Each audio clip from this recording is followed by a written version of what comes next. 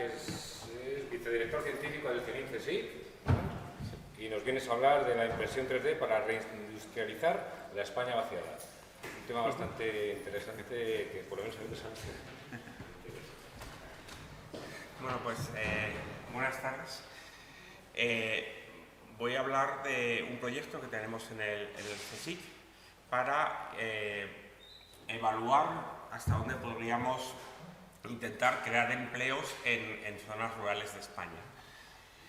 Primero voy a explicar un poco lo que es la plataforma FAB 3D del CSIC, de la que, por ejemplo, el Museo Nacional de Ciencias Naturales es parte. Es lo que intentamos con esta plataforma es coordinar un poco todos los grupos de investigación del CSIC. El CSIC es el Consejo Superior de Investigaciones Científicas, la organización pública de investigación más grande de España, y estamos repartidos por 120 institutos por toda España. Entonces, hay muchos temas en los que tenemos que colaborar entre grupos de diferentes institutos, y por eso surge esta plataforma, igual que hay de fabricación aditiva y de otras plataformas para otros temas. Entonces, nuestro objetivo es, sobre todo, coordinarnos y poder tener una mejor interacción con las empresas y con la sociedad. Ahora mismo está formada por 24 grupos de investigación del CSIC, 21 empresas con las que colaboramos en diferentes proyectos, y también tenemos grupos de universidades y de otros centros tecnológicos que no son del CSIC. Aparte de, tenemos mucho equipamiento. Mucho de ese equipamiento está repartido por todos esos grupos de investigación. Intentamos también desde la plataforma intentar agrupar todo lo que podemos también en esos equipos. Entonces, por ejemplo, en lo que es en el Centro Nacional de Investigaciones Metalúrgicas, donde yo estoy, estamos intentando agrupar la fabricación en metales. Tenemos un atomizador de gas para poder fabricar el polvo, y tenemos un equipo de Selective Laser Melting de Reniso, y tenemos también un laboratorio con prácticamente todas las tecnologías de fabricación para polímeros. Además de eso, ahí tenemos también fabricación de materiales cerámicos, pero está en otro instituto, el Instituto de Cerámica y Vidrio del CSIC. Desde la plataforma, aparte de la investigación y los proyectos con empresas, intentamos hacer una labor de divulgación tanto a nivel empresarial como a nivel más de la sociedad. Entonces, tenemos diferentes actividades a través de Metal Madrid, la feria aquí que se realiza de fabricación en Madrid. Participamos en congresos científicos, y también participamos en un máster de la UNED sobre fabricación aditiva.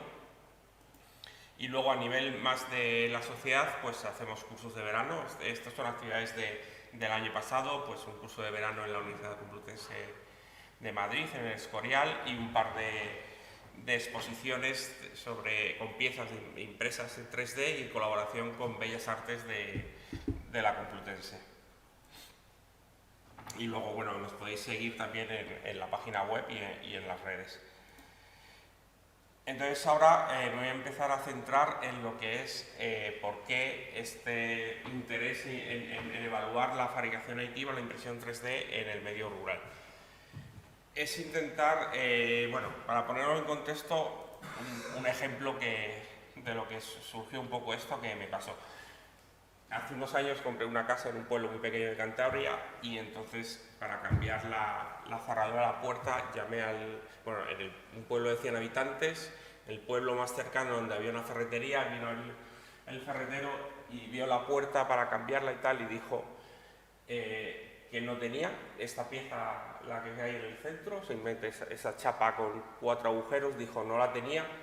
Y hasta ahí es normal, pero me dijo una cosa que me dejó totalmente sorprendido. Me dijo: estas puertas las hizo una empresa de Burgos que cerró hace años, no la vas a encontrar. Y entonces, claro, es una chapa con 4 agujeros. Entonces eso es un poco reflexionar hasta qué punto. Esto fue antes del COVID, y luego el COVID, pues es eso, es lo que pasó, es como en qué situación estamos en la industria española para que una chapa que se hace en 5 minutos con una cortadora de chapa y una fresa manual, ¿por qué hay gente que piensa que es que ya ha cerrado la empresa y eso no se va a poder hacer en España? Entonces, bueno, todo esto viene pues por las revoluciones industriales, donde se ha ido progresivamente de una revolución industrial a otra. La primera basada en el carbón, la siguiente con la electricidad, la siguiente con la informática. Entonces, hemos ido a una escala en la que, en la situación actual, lo que es rentable es tener grandes fábricas o grandes máquinas que trabajen produciendo miles y millones de piezas, ¿vale? Este es un ejemplo de inyección de plástico. Entonces, eso significa que para ser rentable, para que una empresa sea rentable, tienes que hacer una gran inversión y tienes que ir a vender, a ser la única empresa que fabrique algo en el mundo. Eso significa, bueno, en el caso de la inyección, que te limita, porque la inversión que hay que hacer, como sabéis, en moldes, para fabricar esas piezas de plástico de colores, la inversión en un molde es miles de euros. Y claro, no se puede cambiar el diseño de las piezas una vez que has hecho esa inversión. Entonces, la única manera de rentabilizar esa inversión es vender millones de piezas, ¿vale? Y eso llega pues, a una concentración de la fabricación en algunas fábricas, en algunos países, donde hay pues, fábricas con 35.000 empleados en Corea, mientras que las pequeñas fábricas de las revoluciones industriales anteriores van cerrando. Y esto tiene además otros problemas. Tú tienes que rentabilizar tu inversión, con lo cual tienes que fabricar millones de objetos, los vendas o no los vendas. Y como tienes que ser rentable vendiendo millones de piezas en todo el mundo, tienes que distribuirlas por todo el mundo, con lo cual tienes también pues, la parte esta de la logística, de las cadenas de distribución y de la fragilidad que tienen esas cadenas. Pero, como sabéis, estamos en otra revolución. Estamos en la cuarta revolución industrial, donde una parte de esa revolución industrial es la fabricación aditiva.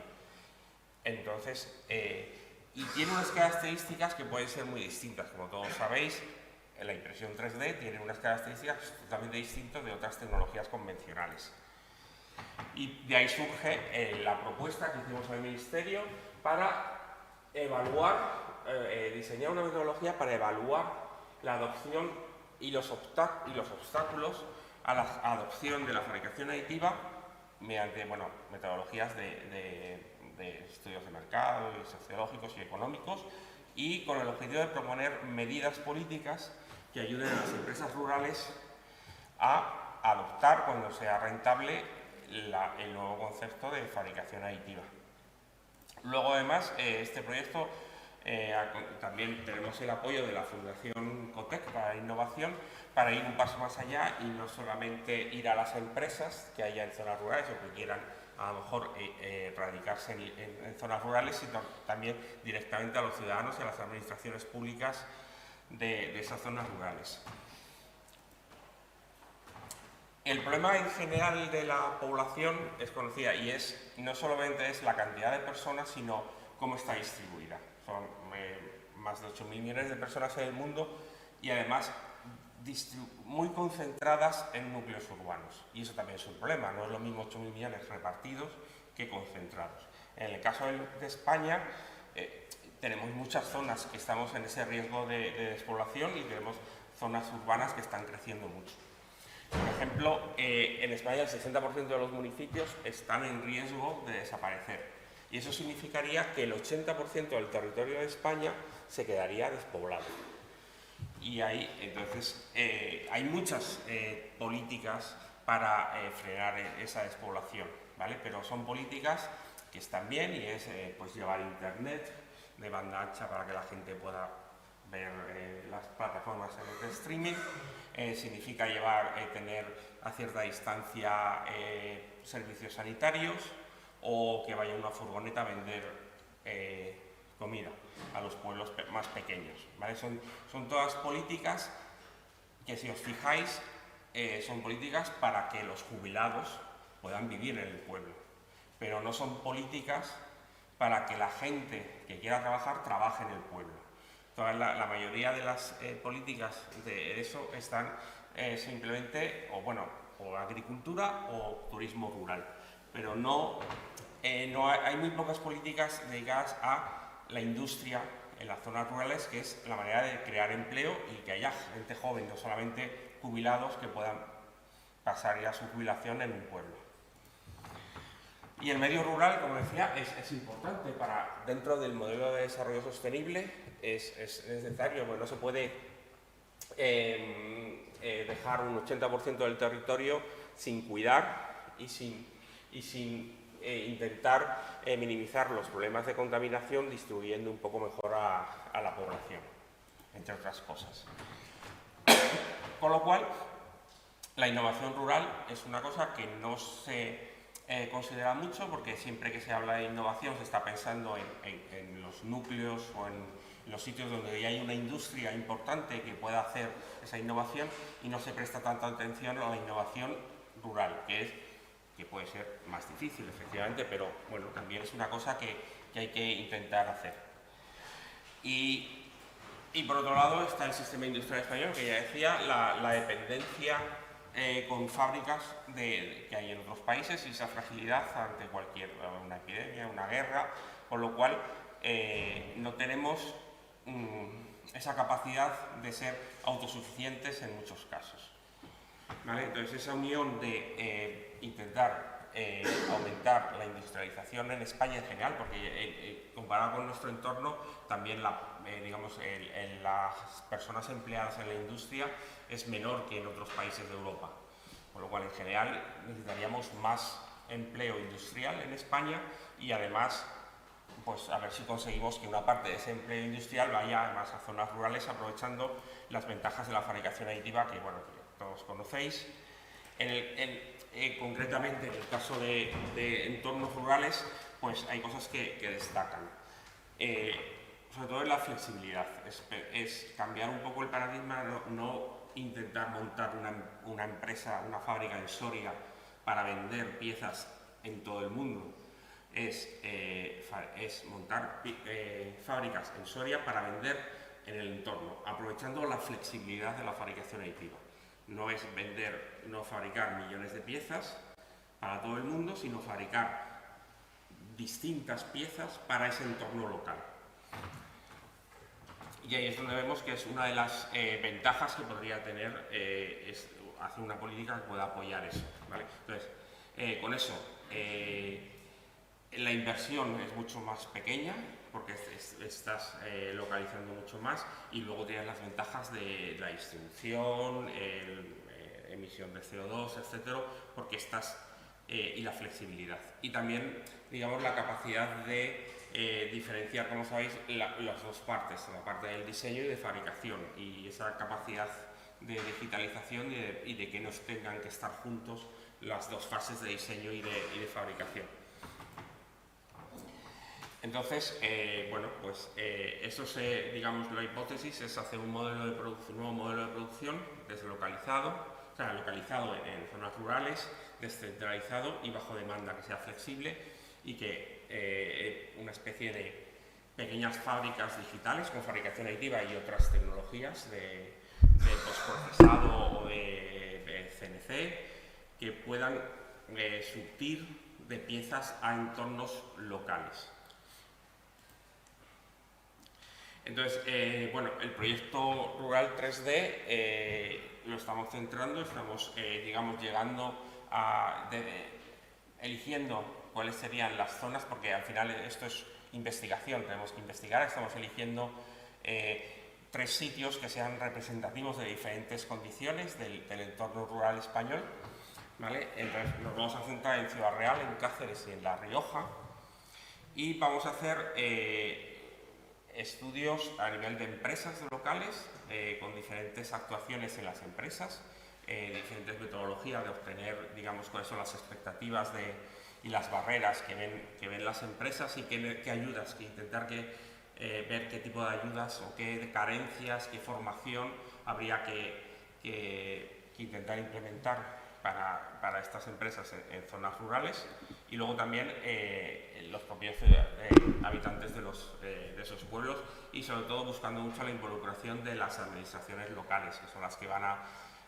bueno, pues, desarrollar, y dentro de, digamos, de sus oportunidades que tienen de inversión en zonas rurales, pues intentar que vean la fabricación aditiva a nivel empresarial, no solamente también las actividades o los proyectos que hay ahora de impresión 3D para los ciudadanos, sino como modelo de negocio.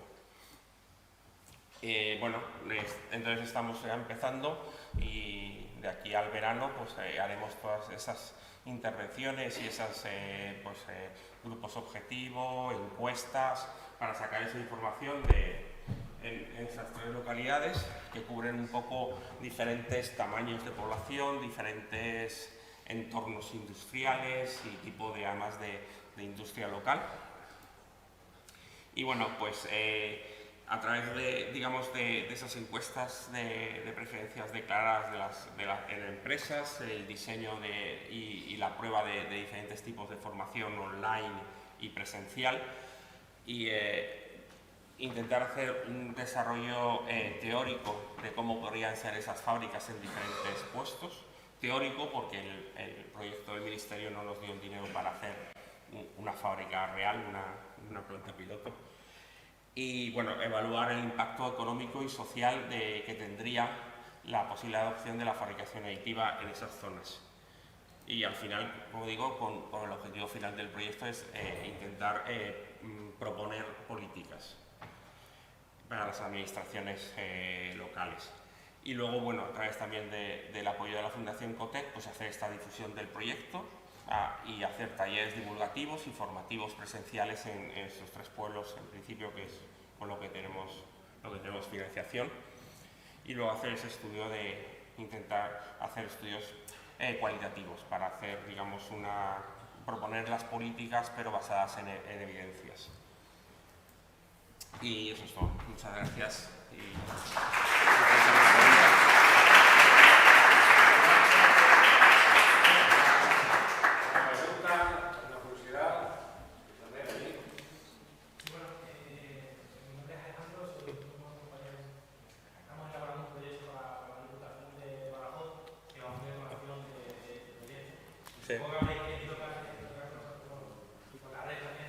Sí, por la Circular Fab.